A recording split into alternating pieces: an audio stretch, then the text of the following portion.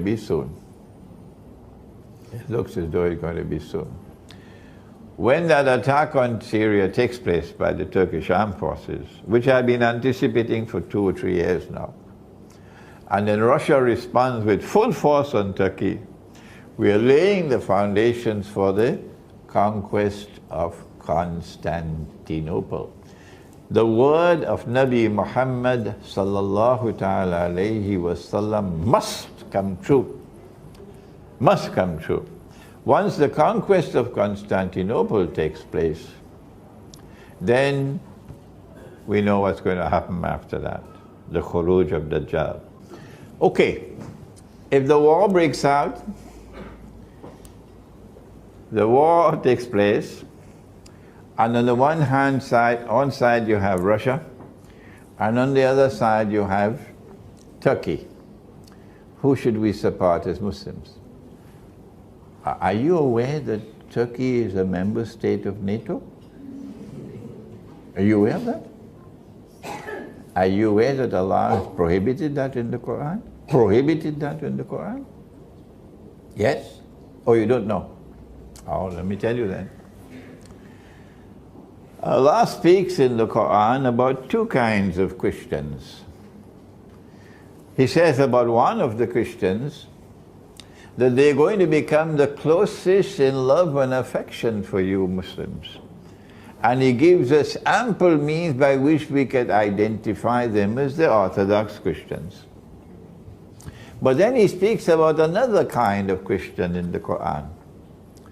And he says, لا بعد أعوذ بالله من الشيطان الرجيم يا أيها الذين آمنوا لا تتخذوا اليهود والنصارى أولياء بعضهم أولياء بعض.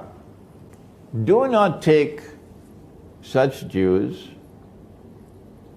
and do not take such Christians as your friends and allies, who themselves are friends and allies of each other. بعضهم أولياء بعض. And if any of you turn to them with friendship and alliance, as Turkey has done, not the Turkish people, Turkish government, you now belong to them, you've left us. You've now belonged to them, you've left us. So who should you support? Turkey has joined NATO. Turkey is a part of NATO. NATO is the military arm of a Jewish-Christian alliance in Europe.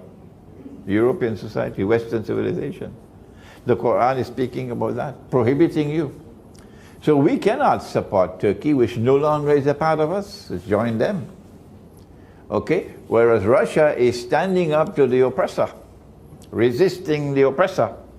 And NATO is the oppressor. In a war between the oppressor and the one who is resisting the oppressor, if a Muslim stands aside and says, I am not involved in this, what kind of Islam is that? You're supposed to support the victims of oppression.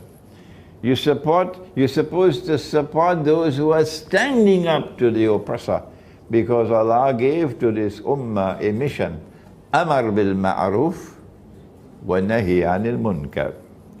When it is something that is right and is just, stand up for it. And when it is unjust and false, stand up against it. Don't eat biryani and go home and sleep.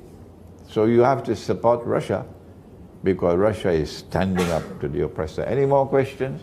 The malhama is most likely going to start with a Turkish attack on Syria. I said that. But whenever I give an opinion, you know the rule. I don't know. The rule is don't accept my opinion unless you're convinced that I am correct, because I can make mistakes, okay?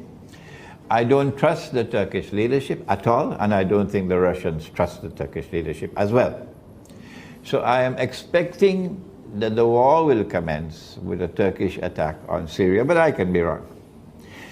The war will be fought in that terrain, north of Damascus, between Syria and Turkey. That's where the war will be fought. But the war will also be fought in the area of the Black Sea. Okay? And It will be a war between Russia and Turkey, but because Turkey is a member of NATO, it will be Russia versus NATO. China is not going to be standing aside of that war, so Russia will be supported by China, and Iran will be supporting Russia and China, I believe, because the military in Iran is not controlled by the president. The military is controlled by the supreme leader, Ayatollah Khamenei, and he has his heart in the right place, yes. Any more questions?